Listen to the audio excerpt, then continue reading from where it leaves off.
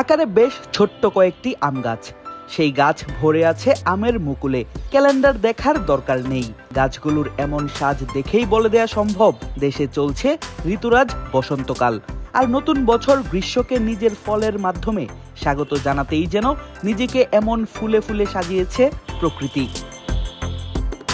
গাছ ভর্তি ঝাঁক ঝাঁক আমের মুকুল দেখে বুঝার উপায় নেই গাছগুলোর উচ্চতা এত কম। মাটিতে দাঁড়িয়ে হাত বাড়ালেই নাগাল পাওয়া যাচ্ছে ফুলগুলো, ফলও নিশ্চয়ই ধরবে এই ডালগুলোতেই।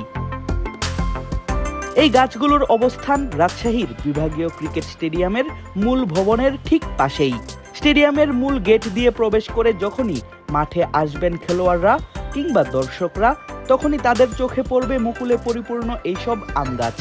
শুধু মূল ফটক আর রাস্তার পাশে নয়, বাইরের আউটার ফিল্ড যেখানে অনুশীলন করেন বিভিন্ন একাডেমির খুদে বা তরুণ ক্রিকেটাররা, সেই মাঠের পাশেও দেখা মিলবে এমন গাছের। তবে আমের শহর রাজশাহীতে শুধুই বড় হচ্ছে এসব গাছ এমনটা নয়, এর পেছনে রয়েছে এক সুচিন্তিত পরিকল্পনা।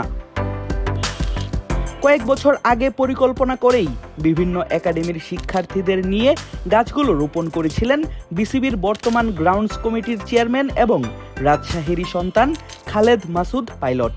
এই গাছ লাগানোর পেছনে উদ্দেশ্য ছিল যেন আমের শহর রাজশাহীতে খেলতে আসা দেশি বিদেশি ক্রিকেটারদের স্বাগত জানায় আমগাছি। সেই ছোট্ট ছোট্ট চারা গাছ পরম যত্নে হচ্ছে বড়, প্রদান করতে শুরু করেছে নিজের ফুল ফল। এখন যে কোনো ব্র্যান্ডের পুরাতন এসি বদলে নতুন ওয়ালটন এসিতে উপভোগ করুন 25% ছাড়। শুধু যে মাঠের বাইরেই এসব বড় বড় গাছ লাগিয়েছেন পাইলট এমনটা নয়, মূল মাঠের ভেতরেও বাউন্ডারি লাইনের বাইরে আছে ছোট্ট ছোট্ট ফল গাছ। রাজশাহীর স্টেডিয়ামের ড্রেসিং রুমের সামনেই আছে লিচু গাছ। এই বসন্তে সেই গাছেও এসেছে ফুল, ছোট্ট ছোট্ট ফল এসেছে ডালিম গাছেও। ফলের পাশাপাশি আছে বাহারি সব ফুল গাছও। প্রচন্ড গরমে ড্রেসিং রুমের এসি থেকে বের হয়েই ক্রিকেটাররা পাবেন এসব গাছের প্রাকৃতিক বাতাস, যা নিশ্চিতভাবেই প্রশান্তি এনে দিবে তাদের ভেতরে। এই মাঠেই বর্তমানে চলছে বাংলাদেশ ক্রিকেট লিগ বা বিসিএল। জাতীয় দলের ক্রিকেটারদের পাশাপাশি সার্কিটে থাকা ক্রিকেটাররাও খেলছেন সেই টুর্নামেন্ট।